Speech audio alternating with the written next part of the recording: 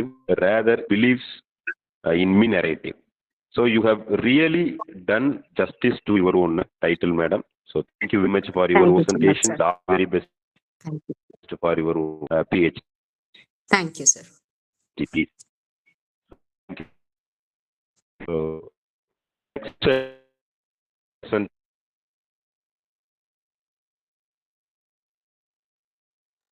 from Saraswati College. Ram Aravind is here. Is Yes, sir, Ram I'm here. Aravind? Is Mr. Ram Aravind here? Yes, sir, I'm here, sir. Am I audible, sir? Yes, yes, sir. And now the forum is yours, sir. So Ram Aravind, Mr. Ram Aravind from Saraswati Narayan College is ready to present his own paper on Margaret Lawrence's The Diviners. Yes. So now, sir, you can present. Okay. Yes. Ram Aravind, sir. Yes, sir. Yes, sir. I'm sharing my screen. Yes, yes, yes. Yes. So my name is Ram Arvind, and my paper deals with the echoes of lost voices and found lost words and found voices in the message identity in Margaret Lawrence, The Diviners. So before going into the introduction part, I would like to talk about Margaret Lawrence. Margaret Lawrence is a Canadian writer. She's she's one of the top 5 writers in Canada in Canadian literature, and she's famous for her Manawaka series. And this is one of her last books, The Diviners. So in this particular book, she touches on Message identity. Message are half breeds. Okay? Message means a person from mixed race, uh, one from Indian and another from Scottish ancestry. If they mix together, they form misfits. They form as misfits. Okay? They are called, the hybrids are called misfits. And she talks about how the misfits are treated and how they have lost their own culture in their own very land. So let me begin. Mm, so Canada, in her works, she speaks of Highlanders. Highlanders are the Scottish people who came way before the French people or the English people. They were settlers. They were the first settlers there. They were living happily, but they were destroyed by colonization. When the French and the Englishmen first came, they just slaughtered them all. So she has a sympathy towards him, and this is reflected in her work, The Diviners, by bringing in all the traditional songs, poems in her work. Okay, in her novel, she has brought in poems, songs of the indigenous people. So yes, Mm, yes. This paper particularly deals with the poem and how it has impacts on the characters of the story. Okay, there are 3 main characters, that is Morag, Christie, and Jules, Christie's son. Okay, these are the 3 characters. This paper deals with how they are. One second, sorry. This particular paper shows how deals with their reactions and how they are feeling when they are reading their own ancestral poem. Okay, so Morag and Christie. Morag is the main character of the story, um, but Christie is her father figure. He is the one who takes care of Morag after the death of Morag's parents. Um, so he's the one who takes care of Morag, and he is an Aborigine, a person of Indian ancestry. Um, so he's the one who's taking care of her, and he's a true soul. You can call him like that. He is uncorruptible, no matter no matter what happens, no matter what he experiences in his life. He is never towards hatred. He never uh, is able to see the colonizers as evil demons. He just sees them for what they are, and he instructs their Morag and his own son to not to hate them, but to understand what they are and what they did to their own culture. This is what he says. So, so he explains, Christie himself explains how the colonizers destroyed their literature, their language, and their cultural identity when they colonized the country. And he shares his own words on it. And when he sees children reading Wordsworth's poem, he gets furious. And when they are praising Wordsworth's poem, he gets furious and he just taunts with them. And he says something like this: "This is not true poetry. I will bring our ancestors' poems, and I will show you what is true poetry, true poem." And he goes into his house, brings a very old book, drops it in front of them, and starts to read the poem. Um, so this is the he says that this is the last evidence for their lost culture. So when colonizers colonized them, they destroyed all the songs and poems of the indigenous people, saying that these are not true poems, these are just rubbish passed down from generation to generation. So they did not even recognize it, so they just destroyed it. So, how are they able to have this collection? How is he able to get, how is he able to manage to collect these many poems? Is he himself says it, thanks to the work of James McIntyre, a true a person who has collected all these poems and put together in order to form a book. And this book is passed down through history. Yes. So he speaks, he starts to read the poem. The poem is divided into three parts. Two of them are in English, and another part of the last part of it is in Gaelic, the original language of the Mersey people. Um, yes. So I would like to read the poem now. A chariot, the great chariot of war, moving over the plains with death, the sharply swift car of Switzerland, the true son of Simon of hardy deeds. See, Switzerland is an important character. Switzerland is a demigod, a warrior hero of the Irish community, of Irish mythology. So when he reads this poem, they are not able to identify, both Morag and Jules are not able to identify who is Switzerland. They have never heard this name before. So he had to explain it to them. So when he does it, he starts to they start to have this emotional outburst, and they start to grow a fondness towards this poem because it is a poem that has been passed down from generation to generation. Um, Yes. So he speaks of how the great Switzerland was and speaks on the great deeds of Switzerland. And then he continues further.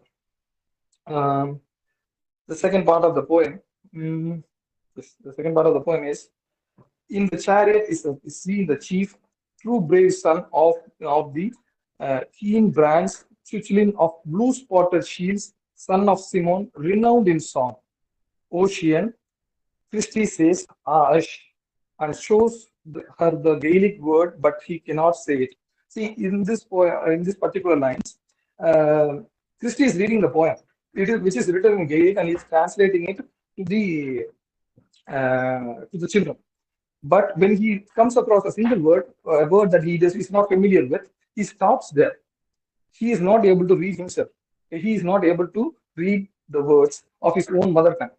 So he says it, and he is kind of taken away by him not able to read his own mother tongue. Yes, when this happens, this sensation is passed down and it affects each and every character that is around him. That is Morak, Jules, and this has this tremendous impact on them. And Morak says something like this: "Read some more in our words." She asked Christie to read some more in our words, which is having the sensation of rebirth, because even though she cannot understand whatever that is written in Gaelic, she wants to know more. And this is a step towards their cultural rebirth. Um, they are this new generation, even though they are unable to understand the language that is passed down, that is their own language, they want to know, they want to read, they want to learn how to read it. So when she says, read some more in our words, the culture, the literature, all comes back to alive, comes back alive. So yes, and Christy says how he was, he shares his story and how he was not able to learn Gaelic, their mother tongue, to his entirety uh, because of how he lived. And he shares the story. I would like to read the story. It has some significant impact over it. It sounds like something in the old language, Murad. My father knew a few words of it, and I remember a little bit of it from when I was knee high to a grasshopper, and that must have been in East Rose before my old man kicked off. And my mother came to this country with me and hired herself out as a help in houses in North Scotty. There and kicked the bucket when I was around 15 or so. And with all that, I never learned Gaelic, and it's a regret to me. Together, they look at the strange words, unknown now, lost as it seems to all men. The words that once told the great chariot of Switzerland. This is how it goes. Okay, these are the lines that are written in Gaelic. Okay, Margaret Lawrence intentionally wrote two parts of the poem in English and left the third part in Gaelic in order to strike back the readers themselves, because he's writing in English, the colonizer's language. Just like how Caliban says, "I want to learn the language to pursue." In the same way, Margaret Lawrence wrote this poem in English and left the last remaining part of it in Gaelic itself. So this has a profound impact on us as the reader, and this shows how colonizers have destroyed. Whenever they colonize a particular culture, they intentionally destroy their literature, art, and historical monuments to make sure that their future generations are not able to remember their heroes' stories, their legends, their myths. Everything should be destroyed. They do it intentionally in order to make themselves more superior over them. So this is how it works. And my when Morag says it's some more in our words, it has this sense of rebirth, and the future generation are still alive and still eager to learn their own culture, and this brings rebirth in their um, uh, culture. Yes. So I would like to conclude on that. Thank you all.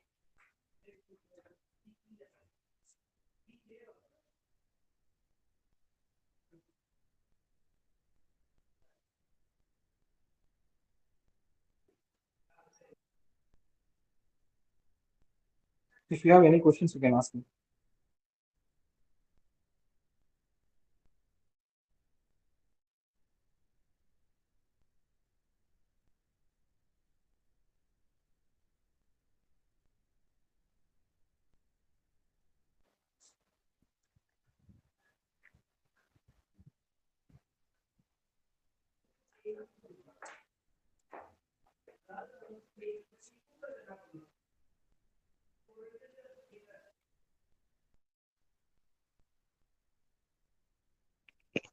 Ram sir, actually Yes, sir. here there was an announcement which was going on, so that's why I didn't turn on my own mic.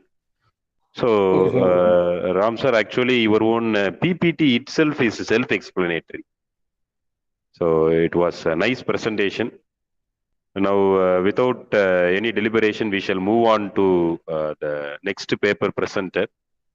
So now, may I invite Ramnath Mehato, a research scholar from Yes, sir. Sridhar I'm here. Khanla Birsa University. Yes. So now, sir is waiting to present his own paper on Okay. post-method pedagogy and its applicability, speaking from Okay. the perspective of ESL, teachers of Purulia. So now, Ramnath sir, the forum is yours.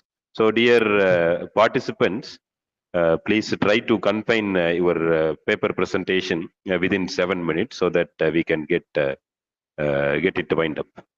Okay, sir. So still Am we I have 4 audible? more paper presenters. So Ramnath sir, now the forum is yours. You can start your presentation. Sir, am I audible? Yes, you are audible. You are The audible, sir. slide is visible?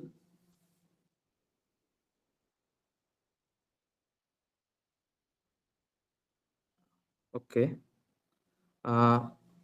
First of all, I would like to thank Arul Anandar College Autonomous to give me the opportunity to present a paper on post-method pedagogy on one-day national seminar on reconstructing language and literature and contemporary approach. Sir, the title of my research paper is Post-Method Pedagogy and its Applicability, speaking from the perspective of the ESL teachers of Purulia.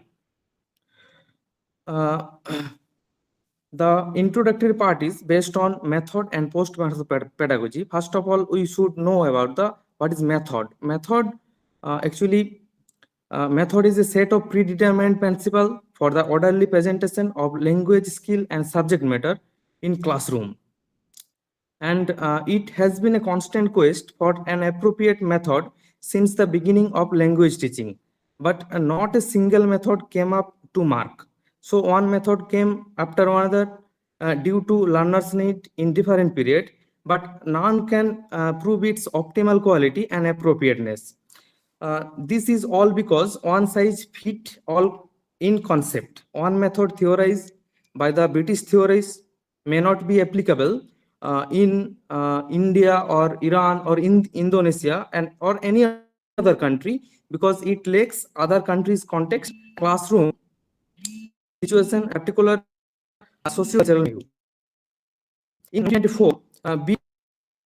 Kumara Bhadelu came up to this problem and presented strategy to all the method, which is called post-method pedagogy.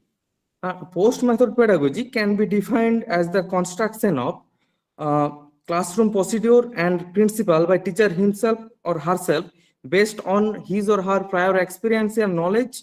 And in other words, we can say that post-method pedagogy involves practitioners constructing knowledge-oriented theory of practice. Post-method pedagogy actually consists of three parameters which works in a synergic way, like particularity, practicality, and possibility. By particularity, B. Kumara Badivelu signifies that pedagogy is sensitive to a particular group of teachers teaching a particular group of students and pursuing a particular set of goals within a particular institution and particular socio-cultural milieu. The pedagogy of practicality enabling teachers themselves to theorize from their practice and practice what they actually theorize in the classroom.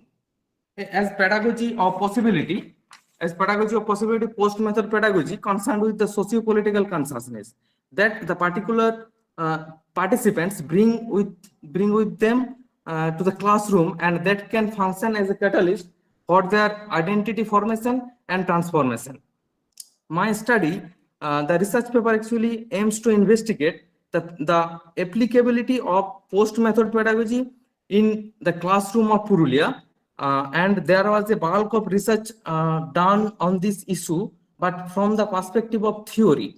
And my research aims to investigate the applicability, the practicality of the theory, of that theory. And in order to fulfill this study, I have actually adopted qualitative approach and used technique based on grounded theory to study the limitations and hindrance on the way to apply the post-method pedagogy in Purulian context. And due to all this, I have to interview 20 high school ESL teachers, those who have 10 years of experience in teaching their own subject, and I have used a semi-structured interview to gain data from them. And as the researcher pointed out, 5 open-ended question, and the interview was in qualitative mode.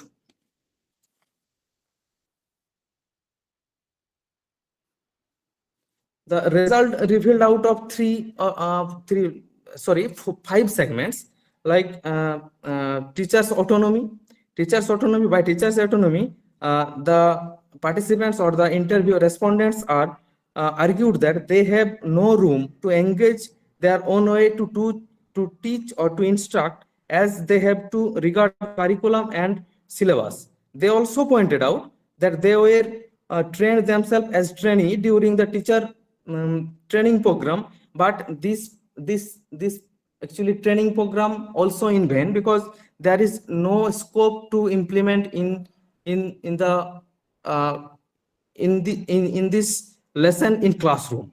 This factor sharply disobeying post-method pedagogy's basic notion, which is teachers should be empowered with knowledge, skill, and autonomy to act in self-regulated and self-directed manner. Next segment, which came up from my research, is student specificity. Post-method pedagogy assumes learner as autonomous individual who take charges of their own learning process. But as a traditional learning process, there is a watertight compartment between teachers and student. Students thinks teacher as a authoritative figure, and they always aloof from the teacher. These things actually hinders the post method pedagogy to be implemented.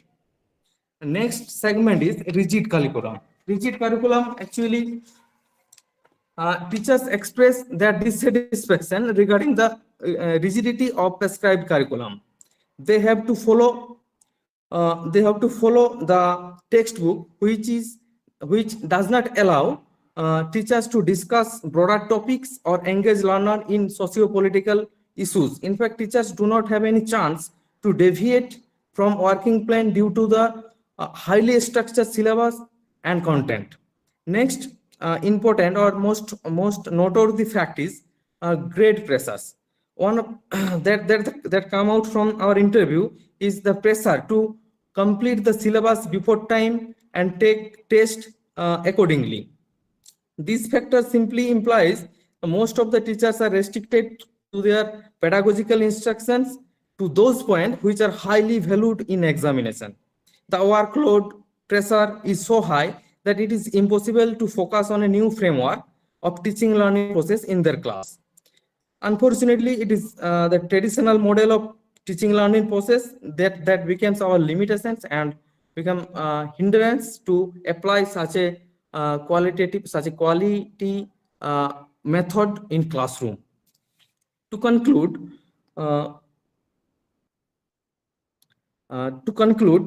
if time allows, with the flexibility of teachers, autonomy, grade pressures, interactive nature of students, and rigid curriculum, post-method pedagogy can be an optimal option for teaching language and literature in classroom. But there is needed consideration to implement successfully the post-method pedagogy, and there is a hope that the new curriculum framework, which is NEP 2020, can be a catalyst for acting this method in classroom. This new framework actually fulfill the limitations and hindrance to be implemented post-method pedagogy in practical classroom. There is another thing that this study can give the stakeholder or the policymakers that to consider, to rethink, and to reconstruct the views of ELT and adopt alternative ideologies and theory to improve the quality education of ESL teachers in Purulia, West Bengal, or India. That's all, sir. Thank you, sir. Yes. So thank you very much, Ramnath sir. Actually, you presented your own PPT well, and I hope all the research scholars who are presenting their own papers, they have understood what you were trying to stick on to your own theme of the research article. So now I have a question here because in the fourth slide of your own PPT, in which Okay, you have sir. mentioned as one of the subtitles as rigid curriculum. I Okay, think it sir. is in the fourth slide. I think so. Yes, sir. So now my question is with regard to that rigid curriculum. So we are studying literature, and we have the scope that the teacher cannot be restricted in the classroom to confine themselves within that particular topic. So we have so many literary genres through which we Okay. can say some practical issues as Okay. evidences to our own students. And I don't know why, under what circumstances you have mentioned it as a rigid curriculum. So, if Okay, sir. possible, can you Okay, sir. elaborate it? Because there is a framework to complete the syllabus in before time, and and to apply and to take test accordingly. The teachers usually do not go away from the text. They always refer the some others issues, others texts like others literature, but the socio-political issues are quite left out from there.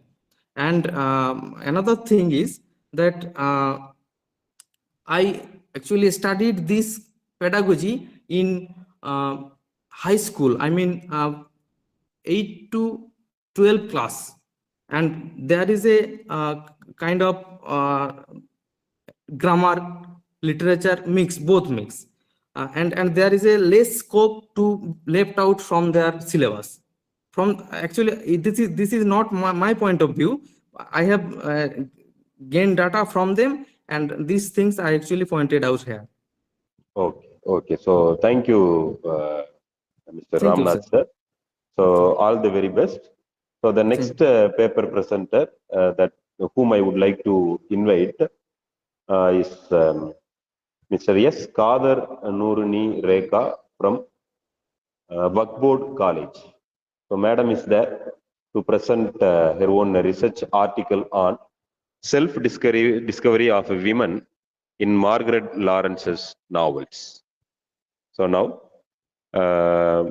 Madam Kader, the forum is yours.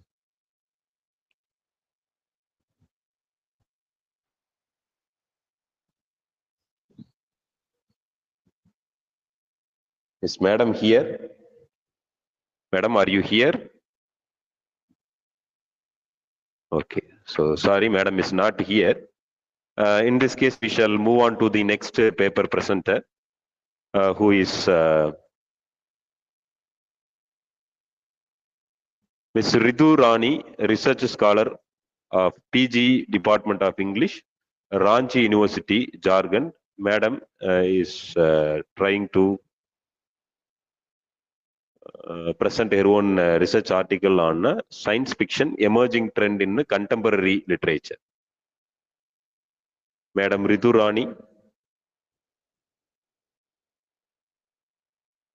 Madam Ritu Rani. So Madam Ritu Rani is not here.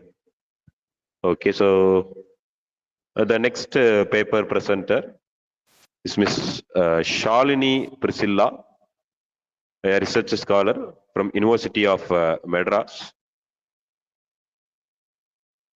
Madam Shalini Priscilla, the I'm forum here, is sir. yours. Thank you, Yes. sir. Now you can start your own presentation, madam. Yes, sir. Thank you. I'm just presenting my screen, sir.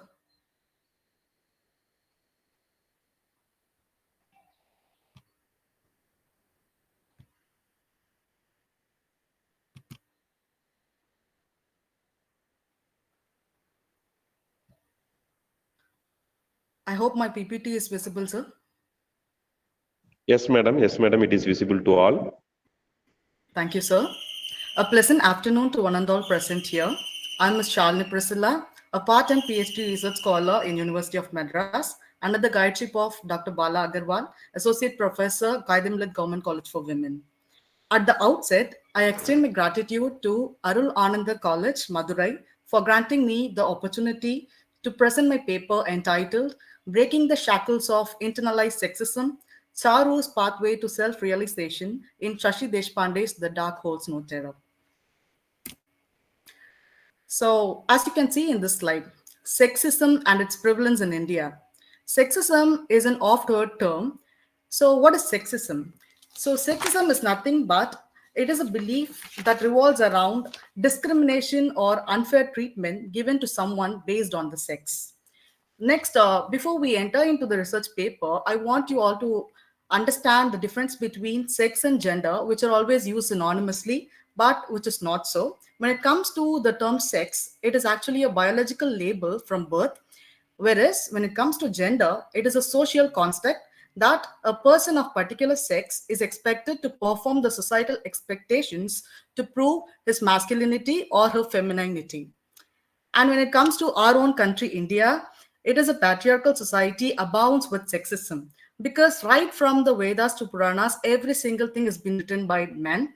And also when it comes to the assigning of gender roles, always we find all sort of dominant roles would be given to men as well as all sort of subservient roles would be established to women.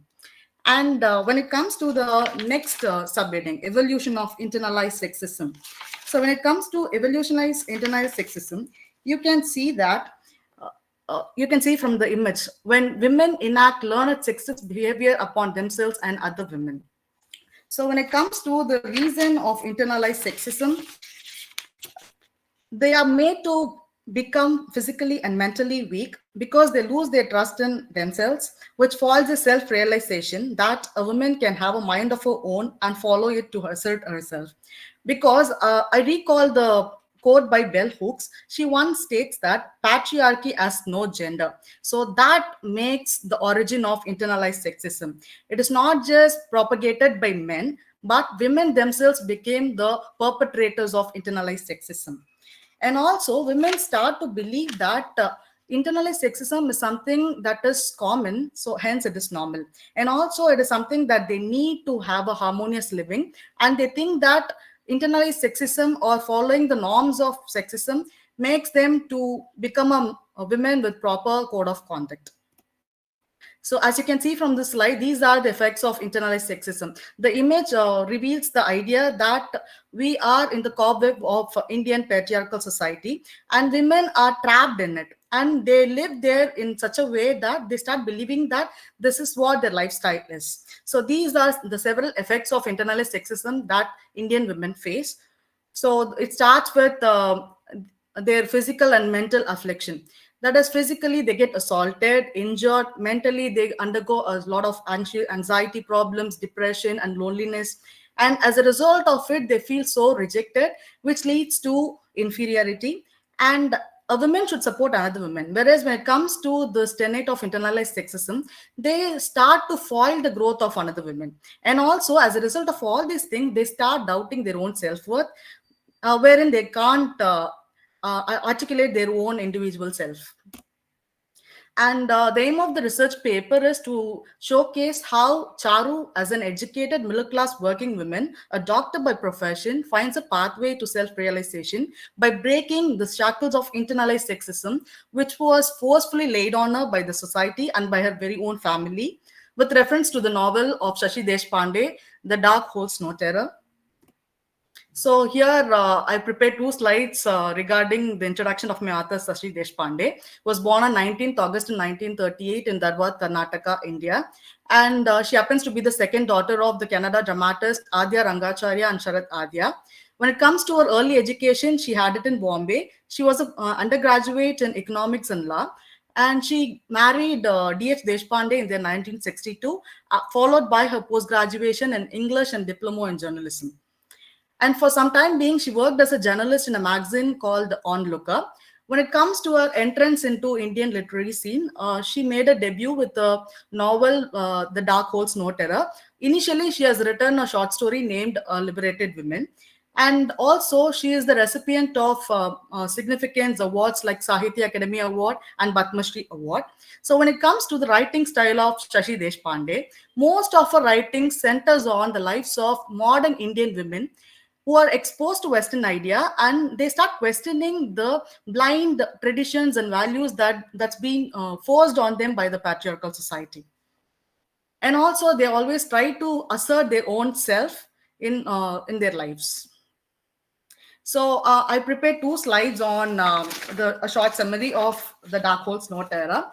So when it comes to this novel, it is the portrayal of the life of Sarita, called as Saru, who is an educated, economically independent, cogitative middle-class working woman, a doctor by profession, who had a traumatic and loveless childhood due to the gender bias of her own parents, especially of her mother Kamla.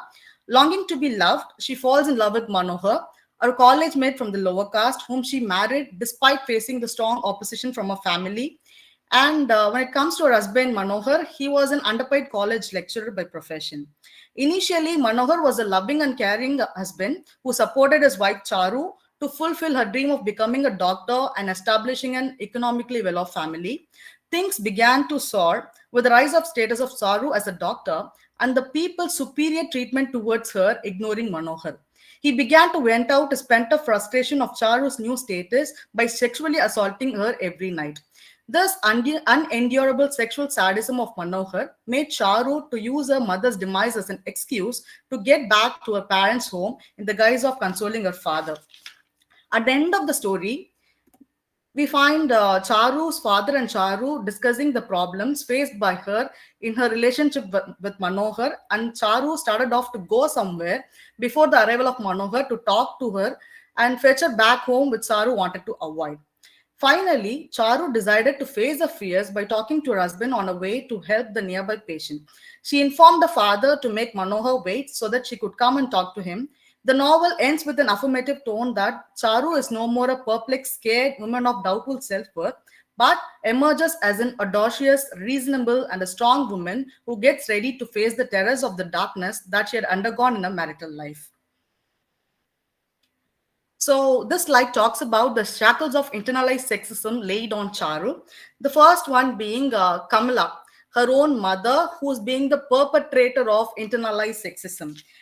When it comes to the Indian patriarchal society, the gender roles were formulated by men for a long duration that women felt that it was a natural occurrence.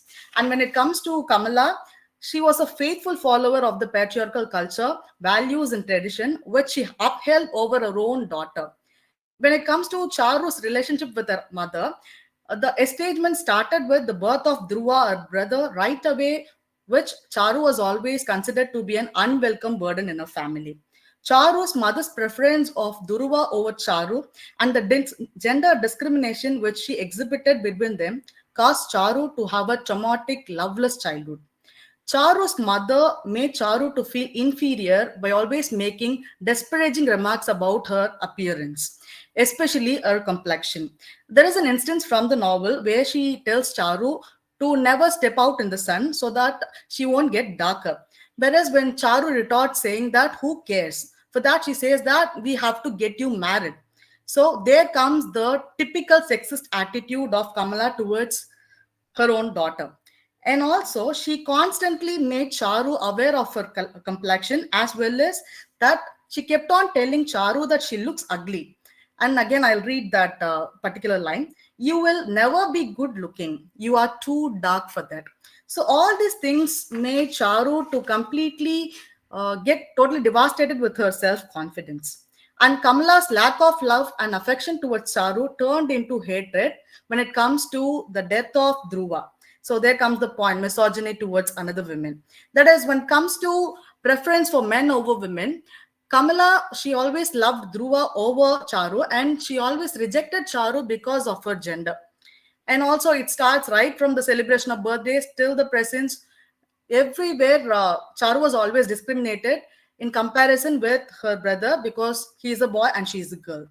And after the death of Dhruva, that is, Kamala's lack of love and affection towards her changed into total hatred. She once tells Charu that, why didn't you die? Why are you alive when he is dead? A mother would never wish her child to be dead. But Kamala, even after losing one of her children, due to a strong preference for male child, wanted her daughter to be dead instead of her son. This misogyny of Kamala towards a daughter to be the made her to be the career of internalized sexism and impeding the development of another woman. So where Kamala falls to hinder Charu's higher studies in Bombay. So when Charu wanted to pursue her higher education in Bombay, again Kamala behaved as an internalized sexist by objecting her going to Bombay for studying medicine. She thought that spending on her education would be a waste of funds. Instead, she urged Charu's father to make her study a BSc and get her married in another 2 years so that they would be relieved of their responsibility. But luckily, Charu's father took her side and supported her to study what she wanted. Again, impeding the development of another woman because of gender is yet another trait of internalized sexism displayed by Kamala. If at all Kamala was free from these traits of internalized sexism, the life of Charu would have been different. And all these things made by Kamala made Charu to feel that she is loveless and she deep inside crave for the recognition as well as appreciation and love from someone, which she received at the hands of Manohar. But after her rise of a status as a doctor, which again proved to be a disastrous one. Effects of internalized sexism on Charu. She had a constant feeling of rejection throughout her childhood because of her mother's gender discrimination towards her. As well as she suffered from anxiety, depression, and all loneliness throughout her life. And even when she had a happy life with her husband in the initial days of her marriage, which again turned to be a disaster once she rise in status, and she kept doubting her self-worth, like being an economically independent, educated and cogitative woman, still because of her suffering from this internalized sexism, she started doubting her own self, which led to her lack of confidence and decision making ability. That is, for some time she couldn't make a decision whether to keep continuing the relationship or to come out of it, because the relationship seemed to be a brutal one, and always associating the feelings of love and happiness in terms of a relationship. That is, she never found these things within herself. She always associated it with somebody else and unable to realize her true self. All these things led her not to express her own self. So, conclusion. As for Charu's search for her own self, though she was educated and empowered herself by being economically independent and tried showcasing her original self with a happy marriage, she failed miserably in the expression of her authentic self. She was always living under the constant fear of the terrors in the darkness, which meant the rejection of her mother, her father's neglect, and the guilt of not saving the life of Dhruva, and especially Manohar's sexual sadism. Charu finally arrived at a self-realization by understanding the fact that all her life she had been using escapism from her problems, but now she understood that she did not rely on somebody to articulate her true self. It would happen on its own when she started trusting that she was her own refugee, and by accepting and facing the terrors of the darkness by faith, she could break away from all the obstacles that foiled the attainment of herself. She was hindered from attaining a self realization because of her letting the terrors of internalized sexism and sexual sadism take on her. So, this was lucidly brought out in the following lines in the last part of the novel. I'll just read it for you. My life is my own. Somehow she felt as if she had found it now, the connecting link. It means you're not just a strutting, grimacing puppet standing futilely on the stage for a brief while between areas of darkness. If I have been a puppet, it is because I made myself one. I have been clinging to the tenuous shadow of marriage, whose substance has long since disintegrated because I have been afraid of proving my mother right. And this scholar, the S.P. Swain, rightly asserts that Charu's journey is a journey from self-alienation to self-identification, from negation to assertion, from defeatance to confidence. She learns to trust her feminine self. Thus, Charu finds a pathway to self-realization by breaking the shackles of internalized sexism laid on her by her own family and the patriarchal Indian society. Thank you all for your valuable time. Thank you, madam. Yes, sir. Actually, madam, I have a question. Before you come to your own presentation, Yes, sir. you mentioned one point Yeah. that a woman has to support another woman. Yes, sir. But it is not there in our own society. But now my question is, do you suggest any solution for a woman supporting another woman? Because it is happening within the family between mother-in-law and that wife of that son.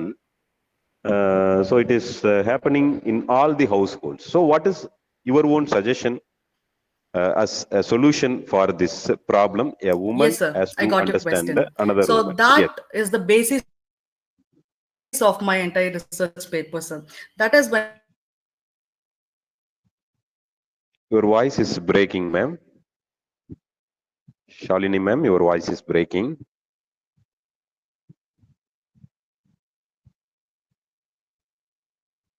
Ma'am, ma'am, am I audible? Yes, sir, you are audible. Yes, yes, yes. Shalini, ma'am. Sir, am I audible? Yes, yes. Now you are audible. Sorry, sir. We face severe network issues in Chennai. No issues, ma'am. No issues, ma'am. Sir, as I was saying, this thing happens because women become so sexist on their own because of constantly living under this patriarchal pressure. So once they try to, break open the shackles of the sexism, they start supporting each other's success. So it is basically to come out of the sexist attitude so that they become the supporters of each other. Yes. I hope I Okay. Thank you. got you Thank you, ma'am. convinced. Thank you, ma'am. So any other questions with regard to Shalini madam's presentation? If not, we shall move on to the next paper presenter. Is Madam Sir, Swati here? Yes. excuse me, sir. Yes, madam. Can I substantiate Shalini's point? Yes, yes, madam. Yes, madam. You are welcome, ma'am. Sir, I'm Dr. Bala Agarwal, supervisor for Shalini, and Yes, I madam. think Yes, madam. she has said that the way the supporting starts is when people are educated, especially the women. And Yes. when women are educated, they start seeing the pluses in each other, support each other, and try to come out of, as she says, breaking up. Today, I think it is happening down south, and most of us are educated. We no longer treat our daughter-in-law as an in-law. We have started accepting them as daughters, and that comes with your, as Shalini rightly pointed out, it comes with understanding that sex is by birth only, and not, it is not the gender that is important. I think she's very clearly stated in her paper, Yes. in the beginning itself, Yes, ma'am. how the difference is, and how people have started wrongly interpreting and going forward, and pushing the gender issues more than not realizing that it's only a biological one.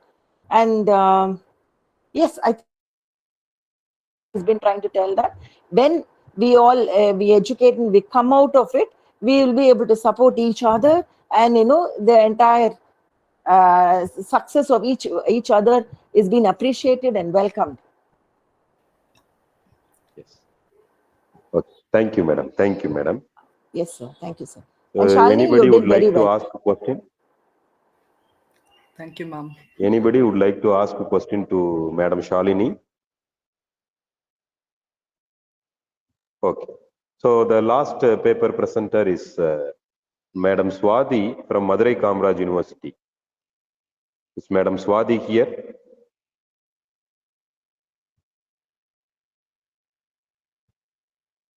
So Madam is not here. And one more paper presenter in the name of Lakshmi has joined. Madam Lakshmi. Sir, this is Muthulakshmi, sir. Yes, I madam. audible, Yes, sir? madam. Would you like? Yes, Yes, yes, yes. The forum is yours, ma'am. thank you, sir. Thank you so much for this opportunity, sir. I'm going to present a paper titled A Study of Misogyny Aspects in the Novel A Pale View of Hills by Koshuo Ishiguro. I'm a PhD scholar from Meenakshi College, Madurai, sir. This, am I audible, sir? Ma'am, your voice is breaking here and there, ma'am. Uh, are you getting now? Yes, it is okay now. Thank you, sir. The study made on this topic is an attempt to make a research on the misogynical aspects that leads to the trauma of women in that particular society, which seems to be an umbrella term in the present scenario. In this select novel, A Pale View of Hills, written with Hiroshima Nagasaki War as its base, the perspective made to analyze the suffering of the women due to war crisis are examined in this paper.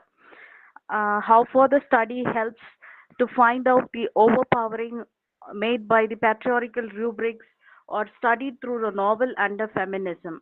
The author Kazuo Ishiguro, awarded for his excellence in creative writing and a known author for his globalized thoughts and outlooks, had discussed every nuances of reality of human sufferings due to the power system in his novels. In this particular work, even in all his works, the characters are more driven than the plot. The exploration made on grief by the author supposed to make others to feel sad by understanding the voiceless, especially those women who maintain dignity without voice of her own against all that happens around her. I studied this novel with this aspect, and I have given some of the things which I saw that these are the flaws of the characters that made them to fall into that situation. The flaw of the characters or the main focus where the author creates complications for further development of the story. But it is true and unwritten that there is no one in this world without flaw. Maybe all those who have studied, or, when we get them to an educated person or not an educated person, it is not that what they are with, but how they blend with the atmosphere and how they handle and the insightful study they make with this situations are being studied further in this paper. And I introduced the term misogyny is described as prejudice or hostility directed towards women, usually displayed by men. It is widely acknowledged that patriarchy, a society controlled by men, and it is the root cause of misogyny, a term that can be used to describe both specific people and more extensive systems, society, or cultures. And in this novel, A Pale View of Health, Kazuo Ishiguro, the author selected for this particular work, has given much focus on the characters as its foundation. And while some characters experience tremendous but controllable stress, other experiences mental instability, and those mental instability are being much more concentrated as female characters. And I have taken all these things under feminist framework to analyze those characters. The idea of women's equality in the social, political, and economic spheres is known as feminism. Opinions regarding the difficulties faced by women due to discrimination based on gender in the social and political arena are divided by feminism. Moreover, all initiatives and battles to better the lot of women are collectively labeled as women's issue. In Ishiguro's writing, a number of the female characters experiencing social and domestic persecution, and these women are true warriors in their lives, but they are not never able to break free from their destiny. This is a true word, because though even when I take myself, even as a woman, as an educated person, still I'm unable to find my destiny, because uh, it changes on the situation. As I grow, I'm unable to take decisions. It differs. what I try to convey is we cannot set forth a rule that this is how a woman can come out like that, because it depends on the atmosphere and the situation and their knowledge in taking the decision to get themselves break out of it. And Ishiguro's female characters display incredibly nuanced behaviors in her novels, in his novels, while some characters are having a great intelligence to handle their own traumas. Especially the character Itusko was a reserved and tolerant wife who stayed at home to deal with the trauma of the war. Sachiko is another character. uh, sh- she takes her as an example to explain her own situations. Uh, Sachiko war trauma has crippled her sense of duty and responsibility as a mother. Mariko, her daughter, the daughter of Sachiko, also undergoes trauma on the other hand, and as a mother, she was unable to handle her daughter. The reader can gain a deeper understanding of the female character's choices in life and attitude towards trauma through the trauma that they are experiencing in Ishiguro's novel. Itosko's forgetfulness is the first indication of how she is reconstructing the horrific memories of the war. Itusko continuously conceals her direct wartime memories in order to avoid the trauma of the conflict, and she also loses some memories soon after. Sachiko is remembered by Itusko as having a significant amount of remembering. Sachiko feels alone in contrast to those around them when went through war trauma but went on to participate in society. Sachiko has a strong sense of escape because of the trauma of the war. See, the Hiroshima Nagasaki war has has left much impression on people who lived there during the war. But we cannot imagine how much they have suffered. See, Sachiko is a woman who tries to escape from the land where she cannot live. For that, she fell in love with a man who was a drunkard, and she also believes that he will take her to US to have a good life there. She even lost her husband, and now she is in love with the man named Frank, and she is also having a daughter named Mariko. For her, she is not at all giving much importance. She even kills the kittens her daughter had because she cannot take the kittens with her to the other land because they are shifting from their land from their own land to US, where she cannot even take her kittens with her. See how much the situation of the women was there during the wartime. And Yutasco and Zero's family and another family still adheres to it in the conventional Japanese one, because Japanese believe that if there is a worst situation, they feel that it is better to die to get to recover the dignity or honor of a family.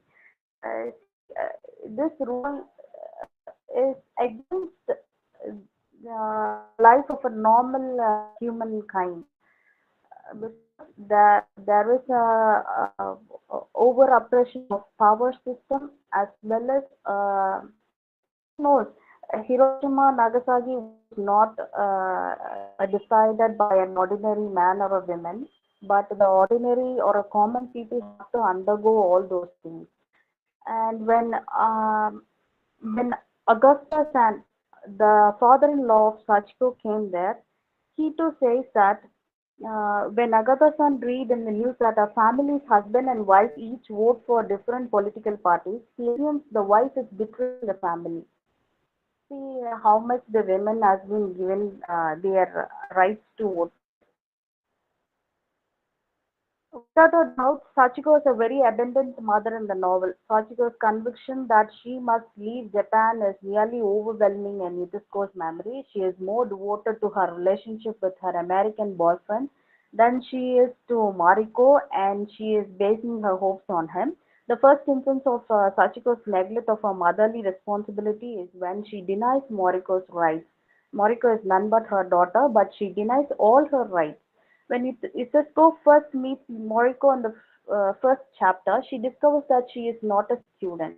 In this way, Sachiko is depriving Moriko of her rights to an education in her capacity as a mother.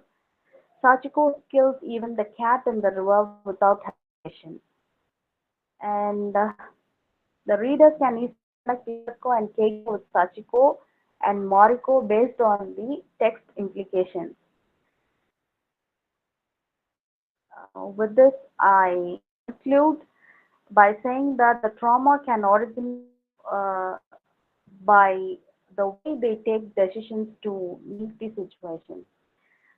One could argue that Ishiguro has done a fantastic job of portraying female characters. Often they'll put up with hardships for the benefits of their kids. Additionally, the social and domestic remedies carried out by these women reflect Ishiguro's understanding of women's status throughout the world. He illustrates women's struggles and mental prowess, showing how they bear as well as the ability to push past hardship when necessary. However, everything that has been made up in the story is in reality, but to uh, to what extent it has been taken steps is it depends on the mentality of the women. So with this, I say this: the misogynical aspect depends on the mentality of the women, and I end up my presentation with this, sir. Thank you, sir. Thank you for giving me an opportunity. Thank you, madam. Thank Any you, sir. questions from scholars with regard to Lakshmi madam's presentation?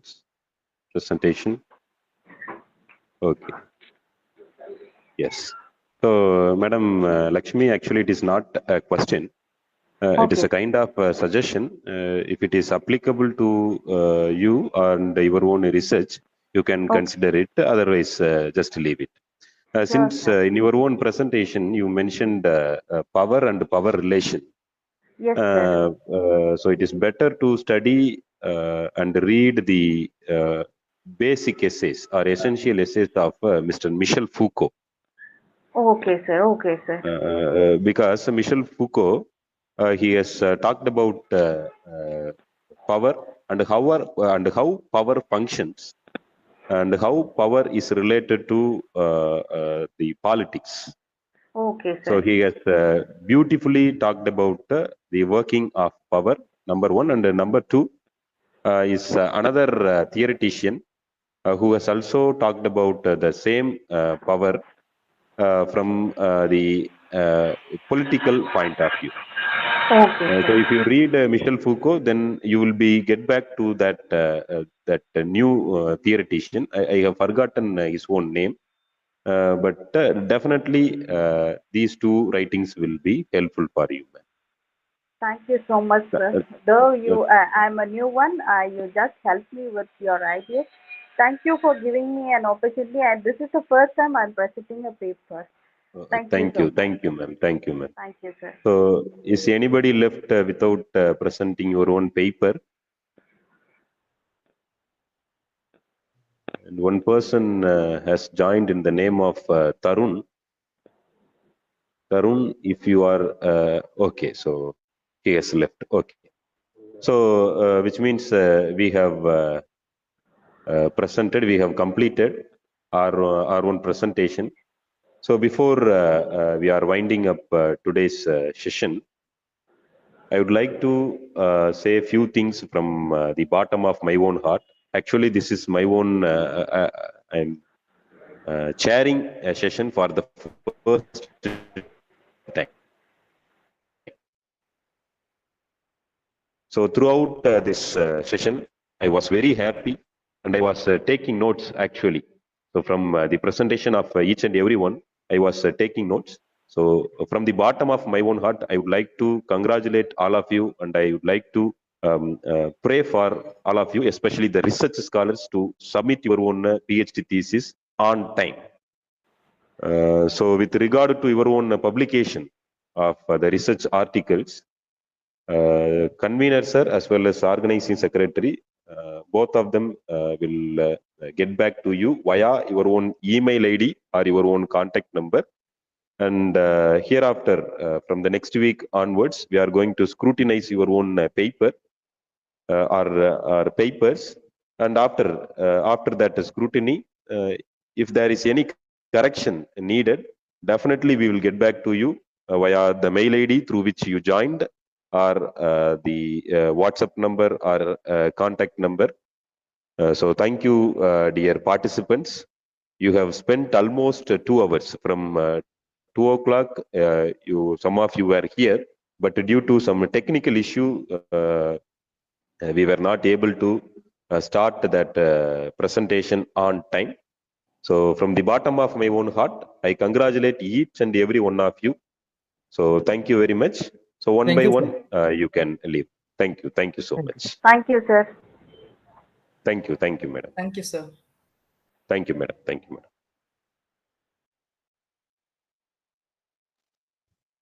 Thank you, sir. Thank you, madam. Thank you,